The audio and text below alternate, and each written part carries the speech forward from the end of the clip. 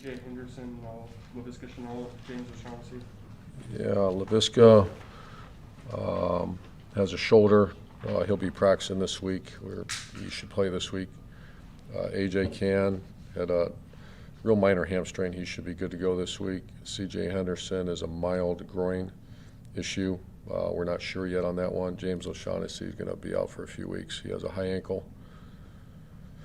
And Trey Herndon should be practicing on Wednesday. So that's the updates I got for you.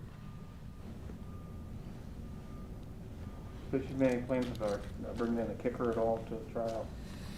We looked at it, and then, I actually talked to Josh today. In 17, 18, 19, you go back, and I know that was recent history, but he's one of the best in the NFL. And the thing I told him is that since I got here in February, since our staff got here, he's as hard-working guy as any guy on the team. So I have confidence he's going to work through this. I know the GM and personnel department's job is to see what's out there and all that. I'm convinced this guy can come through it. I see the way he works. I see the way he hits it. And I've stuck with kickers before, and it's been great dividends. So as of now, we're going to stick with him.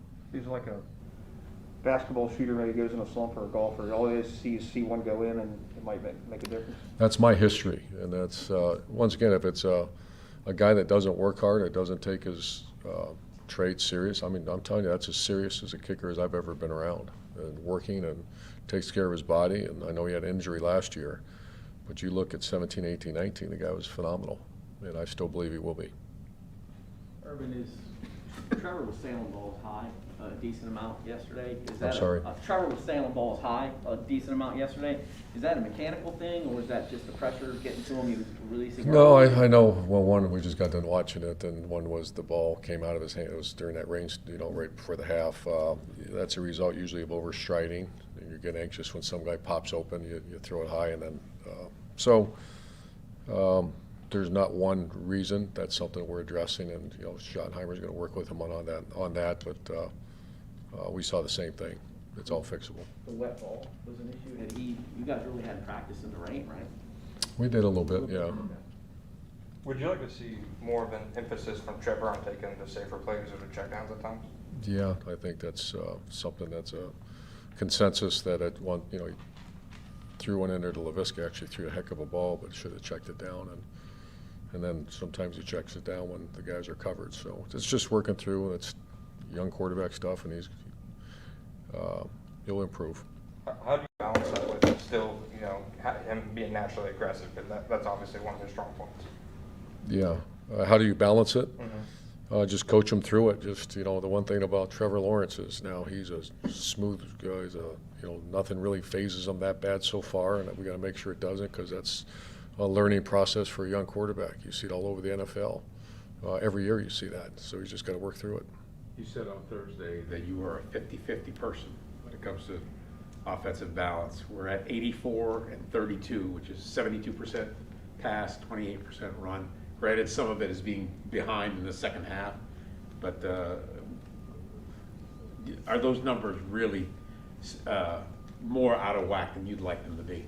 They are, but I think once again, when you get down a couple scores, you're trying to get back in the game. And the one thing, a great positive is I saw the energy on the sideline.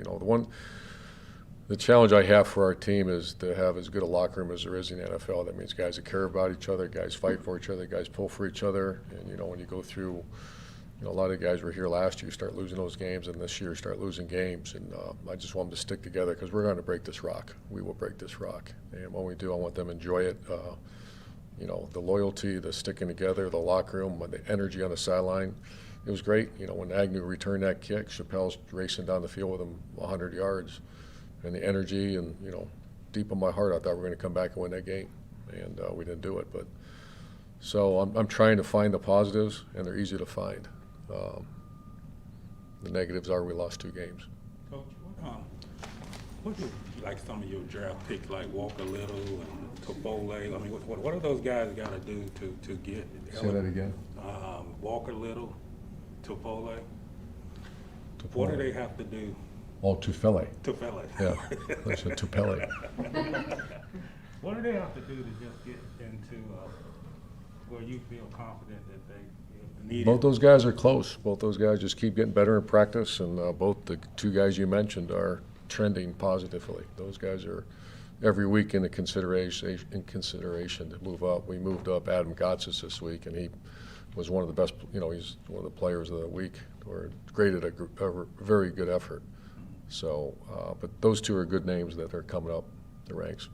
Is DJ Chark, has he continued the progression you saw from him in the spring before the injury?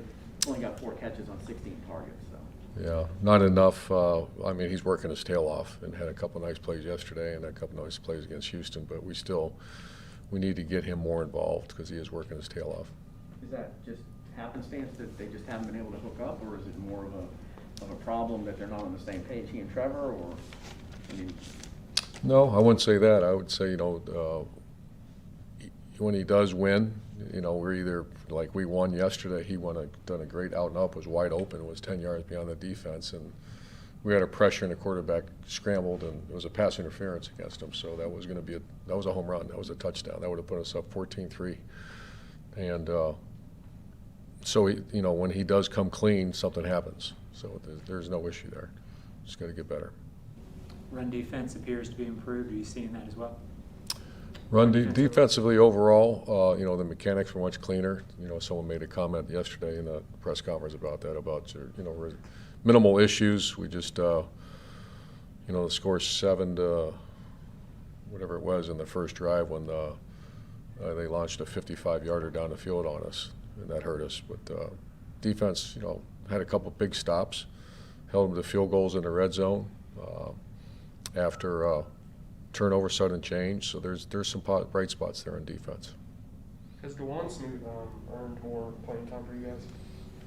Yeah, I think he's playing a lot, isn't he?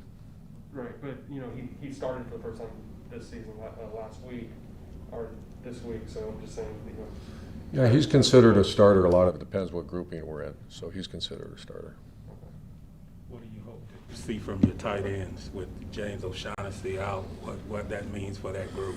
Yeah, that's a problem. We got Hollister is a guy that we signed to the team, and he's not been activated. So our plan right now is to activate him and keep an APB out for what's out there. Urban, how much would you have been able to be using ETN in some of the roles that you envisioned? I mean, how much did that, not having him, impact a lot of the things you wanted to do? Well, one issue, and it remains to be an issue, is the big play hits.